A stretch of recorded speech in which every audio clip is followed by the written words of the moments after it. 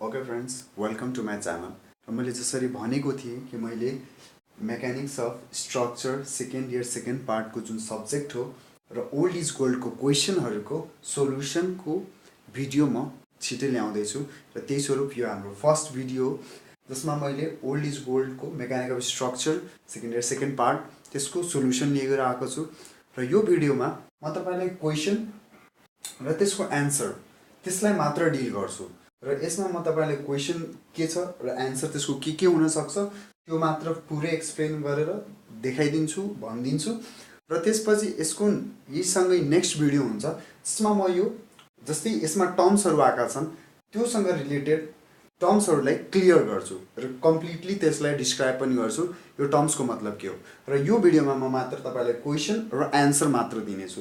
त हाम्रो क्वेसन रहेको छ, explain Hooke's law, Young's modulus of elasticity and Poisson's ratio. Number 1 मा मैले हुक्स लको बारेमा लेखेको छु। Within elastic limit stress is directly proportional to strain. यो हाम्रो हुक्स लको स्टेटमेन्ट हो। के भन्छ भन्दाखेरि यदि बडी इलास्टिक लिमिटमा छ भने त्यो स्ट्रेससँग डाइरेक्टली प्रोपोर्सनल हुन्छ। मतलब कि स्ट्रेस बढ्यो भने स्ट्रेन पनि बढ्छ। त्यसरी नै स्ट्रेस इज यो डाइरेक्टली प्रोपोर्सनलको साइन हो। Stress is directly proportional to strain. त्यसपछि चाहिँ हाम्रो स्ट्रेसको सिम्बल सिग्मा हुन्छ र स्ट्रेनको सिम्बल हाम्रो ई हुन्छ, स्मल ई। र अब हामी प्रोपोर्सनालिटीको साइन हटाउनको लागि एउटा कन्स्ट्यान्ट टर्म राख्छौँ र त्यो कन्स्ट्यान्ट टर्म राख्यो भने हाम्रो प्रोपोर्सनालिटी साइन इक्वल टुमा चेन्ज हुन्छ।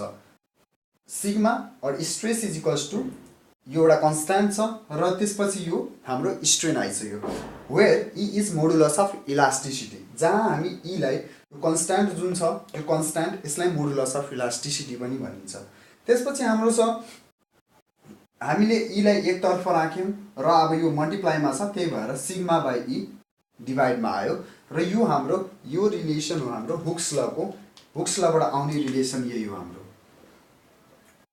हुक्स लले हामीलाई यही रिलेसन दिएको छ र हुक्स ल भनेको यो पनि हो। अब यसले हामीले डिराइभ गरेर यहाँ ल्यायो, त्यो भनेको हाम्रो सिम्पली हुक्स ल भनेको यही हो। र त्यसपछि हाम्रो छ next Young's modulus of elasticity.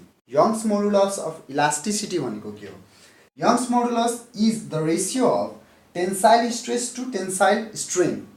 के हो भन्दाखेरि simply Young's modulus is ratio of tensile stress to tensile strain और compressive stress to compressive strain. यहाँ हामीले दुईटा कुरा लेखेका छौँ, एउटा tensile stress to tensile strain र या अर्को compressive stress to compressive strain. र म यसमा तपाईँलाई यो भिडियोमा मात्र क्वेसन र एन्सर गर्दैछु। नेक्स्ट भिडियोमा यसको एक्सप्लानेटरी भिडियो हुन्छ जसमा म हरेक टर्मलाई एक्सप्लेन गर्नेछु। ल त्यसपछि हामीले हेरौँ, जहाँ मैले के गर्छु भन्दाखेरि ई इज इक्वल्स टु यो भनेको हाम्रो यङ्स मोडुलस हो। यङ्स मोडुलसलाई हामीले इले नै डिनोट गर्छौँ, जुन यहाँ पनि गऱ्यो एउटा मोडुलस अफ इलास्टिसिटी निकाल्यो। यहाँ पनि हामी यङ्स मोडुलसलाई इले नै डिनोट गर्छौँ। र ई इज इक्वल्स टु हाम्रो के छ भन्दाखेरि टीले हामीलाई टेन्साइल, यहाँ स्मल टी मैले क्यापिटल टी हो तर स्मल फर्ममा लेखेको छु, भनेको टेन्साइल हो। यसले हामीलाई टेन्साइल दिन्छ र यो सीले कम्प्रेसिभ भनेको देखाउँछ, जुन हामीले यहाँ डिस्कस गरेको छु टेन्साइल र कम्प्रेसिभ।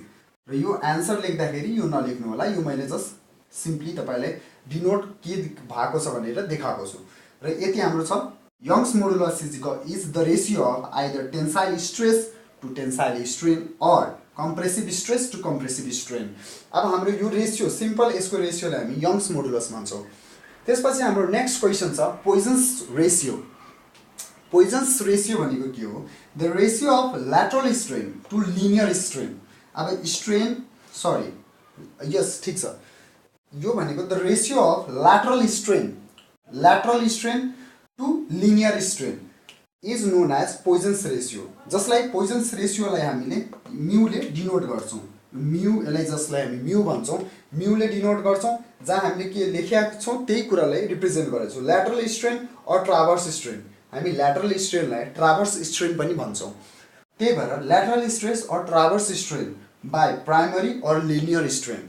अब यो यसको रेसियोलाई हामी 1/m पनि डिनोट गर्छौँ, या यदि हामीले 1/m पनि कहीँ देख्यौँ भने यसलाई पनि पोइजन्स रेसियो भनिन्छ र यसले पनि डिनोट गरिन्छ म्यूले पनि वा 1/m ले पनि।